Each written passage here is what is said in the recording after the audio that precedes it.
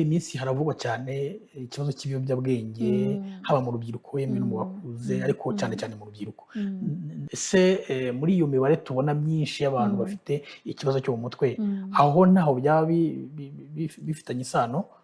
Urakoze cyane. Umuntu ashobora kunywa ibiyobyabwenge byinshi akaba yagira n'icyo kibazo? Cyane, urakoze cyane. Muri ubwo bushakashatsi RBC yakoze yerekanye indwara nyinshi mu by'ukuri, harimo n'iyo yo kubatwa n'inzoga n'ibindi biyobyabwenge, aho bigaragara cyane cyane mu rubyiruko nk'uko wari ubivuze. Ngira ngo imibare iragera kuri 12%. Urubyiruko rwinshi ruriho ruragaragara nk'abafite nyine ibyo bibazo byo kunywa, byo gukoresha cyane cyane ibiyobyabwenge. Nta handi biva rero, biva muri izo ngaruka, muri urwo ruhererekane. Umuntu araza ugasanga wenda na famiye ye, yaba iye cyangwa iyabamo, nayo papa nawe ni umusinzi cyangwa se na mama ni umusinzikazi. No muri rusange mu buryo busanzwe en general, baravuga mu Kinyarwanda ngo ntawe utanga icyo adafite.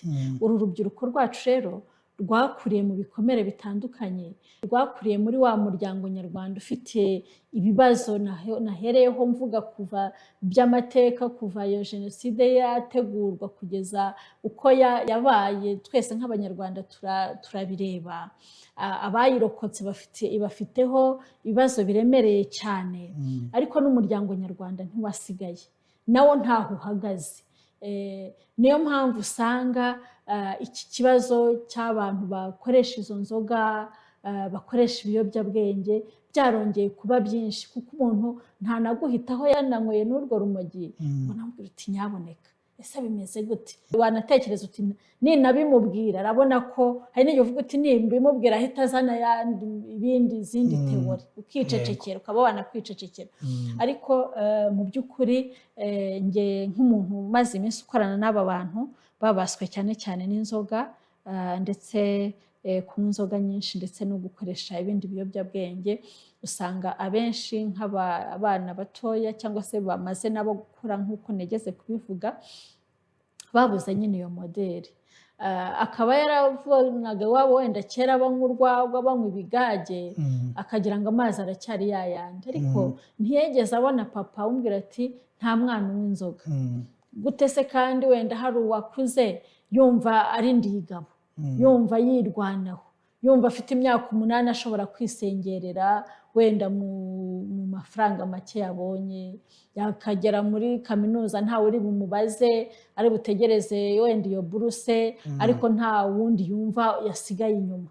Icyo gihe rero ntabasha kujera no gutekereza ngo yumve ko yakemura ibibazo mu buryo busanzwe, ashaka kwiyahuza za nzoga, akaba ari zatura agahinda ke, akaba ari zatura umubabaro we, akaba ari zatura kumva nta muryango yasigaranye, akaba ari zatura ibibazo yahuye nabyo mu rugo. Niba yagize ibibazo by'umugore cyangwa yagize ibibazo by'umugabo, ntibabashe kwicara ngo babiganireho, komunikasiyo ugasanga ni ikibazo, ahubwo umuntu ajya gukomunika n'inzoga, akajya gukomunika n'urumogi, kuko azi ko namara kurunywa agiye muri za swingi atongera kuvuga, yibera aho ngaho, agasa nk'umuntu utafite wateye nk'ikinya.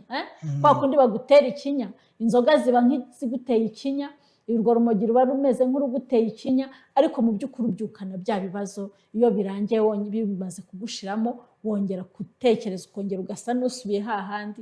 Ni nayo mpamvu kenshi abantu banywa ibiyobyabwenge cyangwa banywa n'inzoga, iyo bimaze kumushiramo, ashaka ibindi kugira ngo yongere agire izindi mbaraga.